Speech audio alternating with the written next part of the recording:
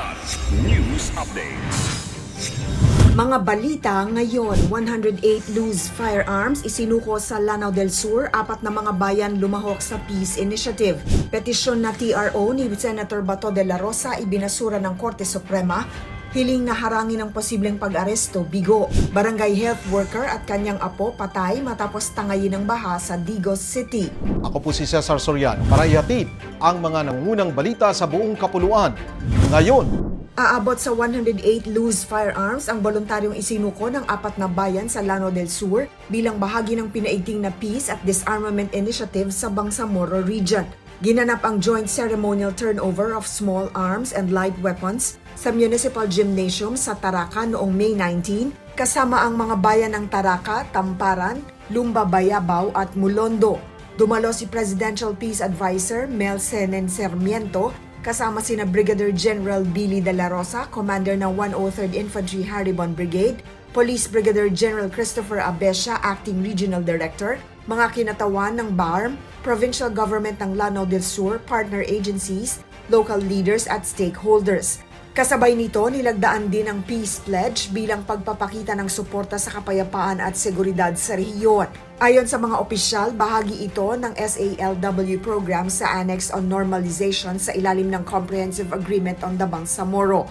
Layunin nitong mabawasan ang loose firearms, maiwasan ang armadong tunggalian at palakasin ang kapayapaan, kaayusan at seguridad sa Lanao del Sur. Bigo si Senador Ronald Bato de la Rosa sa hiling niyang mapatigil ang posibleng pag-aresto sa kanya matapos ibasura ng Supreme Court en banc ang kanyang petisyon para sa Temporary Restraining Order o TRO at Status Quo Ante Order. Sa botong 9-5-1, hindi pinagbigyan ng mataas na hukuman ng kahilingan na hadlangan ng mga ahensya ng gobyerno sa pag-aresto sa kanya batay sa ICC warrant, red notice, diffusion o iba pang foreign judicial order ng walang Philippine judicial warrant. Nilinaw ng Korte Suprema na interim relief pa lamang ang kanilang pinagdesisyonan at hindi pa tapos ang pagtalakay sa mismong petisyon. Nahaharap si De La Rosa sa ICC case bilang ang manoy kaugnay sa crimes against humanity sa war on drugs. Maghahain ng motion for reconsideration ang kanyang kampo. Patay ang isang barangay health worker at kanyang apo matapos tangayin ng rumaragasang baha habang tumatawid sa ilog sa barangay San Agustin, Digos City noong May 19, Martes. Kinilala ang mga biktima na si Teresita Juban, 65 at ang kanyang 5 anyos na apo na si Melanie Juban. Dakong alas 6 ng gabi nang ilunsad ang search and rescue operation matapos maiulat na nawawala ang maglola. Tumagal ng 12 oras ang retrieval operation bago matagpuan ang kanilang mga bangkay. Narecover si Teresita sa barangay Balutakay, Hagonoy habang natagpuan ang bata sa barangay Tiguman.